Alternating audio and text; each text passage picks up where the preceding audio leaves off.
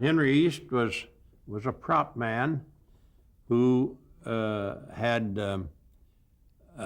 he was not a dog trainer in his own right, but he lived up in Laurel Canyon next door to the Weatherwaxes.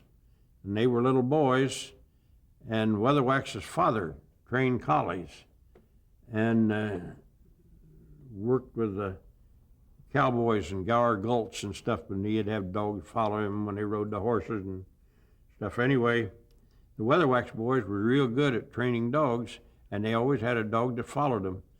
And Henry East, in his job, he would hire kids to work in the pictures that had dogs. That way they had a dog following them around in a picture.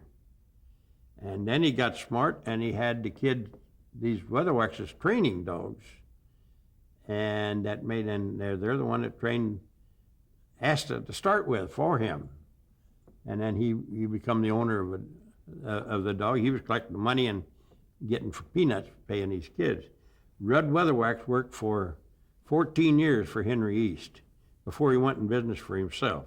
But before that, he worked 14 years for Henry East, and then he worked 4 years for Rennie Renfro, and he trained Daisy and the Blondie pictures for Rennie. What were your duties when you started working with Henry East? Well, he paid me 50 cents a day to pick up all the crap and clean the kennels and feed them and stuff like that. But then he would put a whole bunch of dogs in crates, like 6 or 7 dogs, and take me and the dogs to the studio, and he'd have me be his helper, and I wasn't on studio payroll. He would pay me $5 a day, and in between times, I would take the dogs in the crates and work on them 10 or 15 minutes, put one up, and work on another one 10 or 15, go around the clock like that. And for that, he paid me $5 a day. When you say work with them, what do you mean? Lead them around, teach them to sit and stay and lie down, go fetch a ball or all these things that they need. He knew what they needed in pictures, and he'd tell me he'd show me a dog that did it, and then they want me to train it, and I did it. And what was Henry East's technique for teaching the dogs? He didn't have the technique. Weatherwax taught all of his dogs. Now he don't have a Weatherwax, and he needed somebody to take their place. What's his full name? Huh? What was Rudd Weatherwax. And he was the trainer that trained... He trained Asta and Daisy and the Blondies. And Weatherwax left Henry East, right? And you were the replacement to Weatherwax. Yeah, I was a replacement. And in the meantime, Weatherwax got a job with Lassie, which by that time I had quit. See, one day a man says to me, what's Henry East paying you? And I told him he gives me 50 cents a day and all I can eat and a place to stay. He says, I'll give you $1 a day. Yeah, but I says, when I go to the studio to help him, he pays me $5. He says, I'll give you $7.50. Well, I gave Henry East 2 weeks notice, and then I went to work for Renfro, and then I started training dogs for him. And the last picture I made for Renfro was National Velvet with Elizabeth Taylor and Mickey Rooney. I need you to tell me who Renfro was. Rennie Renfro was a stunt man in pictures. But there was another man that had a little monkey.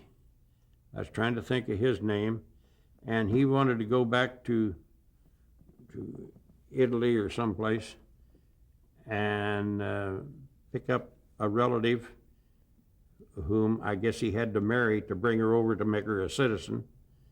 Anyway, Henry East took care of his monkey and the dogs that he had. Eventually I'll think of that guy's name. And so when the guy come back, Rennie Renfro had his own business besides taking care of his, and he went back to work with his stuff, and Rennie had his own business. And but he wasn't a trainer either. Weatherwax had done the training for him.